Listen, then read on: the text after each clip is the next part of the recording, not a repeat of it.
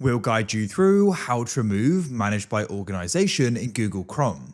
If you find this useful, then consider subscribing and liking the video. So if you open Chrome settings and you see Managed by your organization, even though this is your personal PC, that usually means a policy was added to Chrome. Sometimes it's from software you install, sometimes it's from extension, and sometimes it's from leftover malware or system settings. So here we're going to remove it properly. First, open Chrome, and then you're going to click address bar and type this. Go ahead and do that and press enter. You'll now see a list of policies. If you see anything listed here, that's what's controlling your browser. Make note of any strange names or settings you don't recognize.